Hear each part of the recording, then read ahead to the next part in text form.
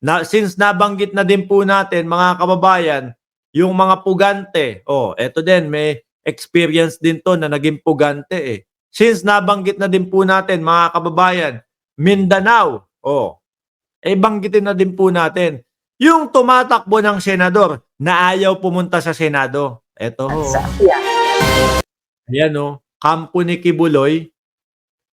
Kampo ni Kibuloy nagpapatawa, gustong maging senador, no? Pero ayaw pumunta ng Senado. At sa hinaba-haba po ng pagtatago nitong si Kibuloy, may gana pa hong magsabi na masama ang pakiramdam ko. Baka pwede i-house arrest nyo na lang ako o i-hospital arrest nyo na lang ako. Biruin mo, biglang paawa effect na ho, mga kababayan.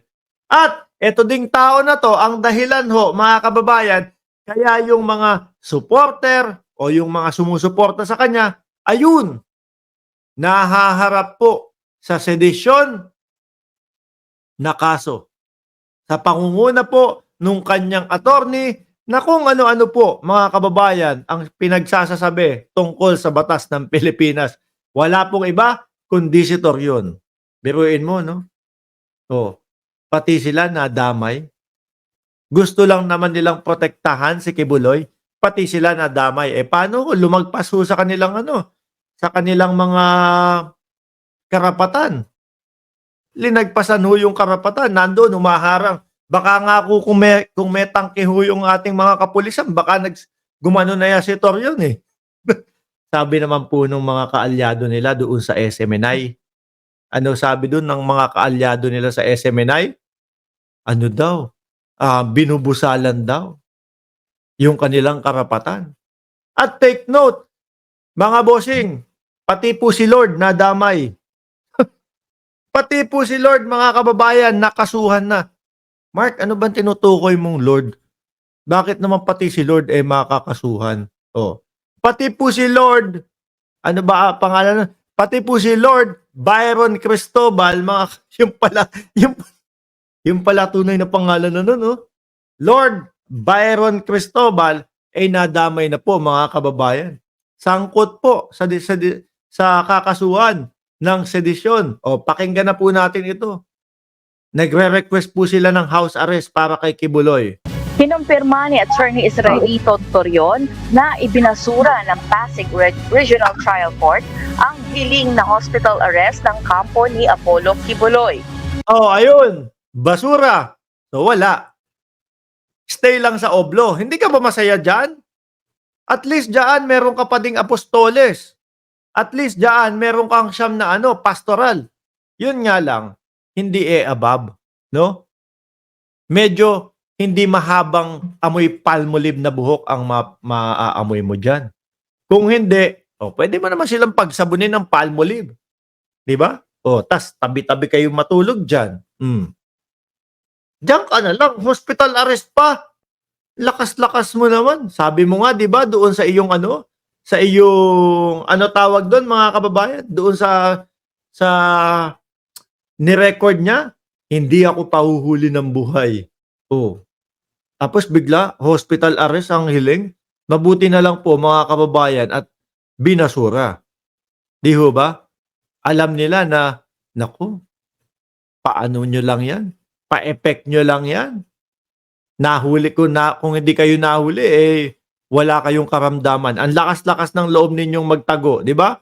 Sabi ni Manolito Enriquez, perla na lang sa Bunia, sa Oblo. Aba, pampaputi yun, ha? At least At least mga kababayan, patuloy ang pagputi ni Kibuloy kahit na nasa Oblo. Di ba? Gayunman, sinabi rin ni Attorney Torion na maghahain sila ng motion for consideration sa kasalukuyan. Nako, Torion. Yang inaasikaso mo na motion for consideration para kay Kibuloy, asikasuhin mo na lang yung kaso mo. Sedisyon yung kaso mo. Aba, unahin mo sarili mo, ha? Kesa si Kibuloy. Huwag mo kakalimutan, ako, mabigat na kaso yan. Pati yung mga kasama dyan. Pati si Badoy. Kamusta na kayo? Mahimbing ba yung tulog nyo? Eric, Ano, mahimbing ba tulog mo? Dahil sa'yo, may pasunog-sunog ng gulong yung mga taga KOJC. Kamusta ang tulog ninyo? Masarap ba yung tulog?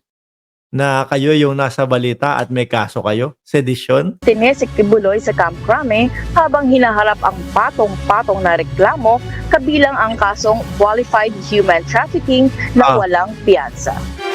Ay, Lord. Sabi ni Sir Tony Ninobla, magandang tanghali, Boss Mark. At sa lahat ng followers, shout out from Japan. At nandiyan na din po, no? Si Ma'am Chris Rose. Ayan, shout out po sa inyo. Oh. Paano yan, Kibs? Wala, basura. Hindi pwede. No? Diyan ka na lang. Masarap diyan. Oh. Sabihin mo, doon sa mga dadalaw sa iyo, wag niyong kalimutan, no? Na magdala ng Palmolive dito. Kasi bihira lang silang maano dito, maligo. Oh. Wag niyo na din kalimutan, ha? Na magdala ng baby oil dito. Oh. Baka wala na kayong makuhang baby oil kasi naubos ni PDD, 1,000 baby oil yung nakita doon sa loob ng bahay ni PDD. O, di ba? Baby oil, kung ano-ano iniisip nyo. Kasi nga mahilig magpamasahe si Kibuloy. Oh. Kaya baby oil, wag kung ano-ano iniisip nyo. Di ba? Sabi ni Corazon, Magat, nagkwento ng buhay niya sa press con. Ano ba expect nyo kay BP? Expect nyo, sasabihin niya, sasagutin niya yung mga confidential fund. Naku, hindi. Walang ganun doon. Walang ganun doon. Oh, body oil na lang. Mahilig magpamasahe. Kung sa labas po, doon sa compound niya sa Kojic, puro babae ang nagmamasahe sa kanya. Todits, sa Oblo, puro kalal. Puro lalaki ho, mga kababayan. Pwede pa, no? Papatong. Naku!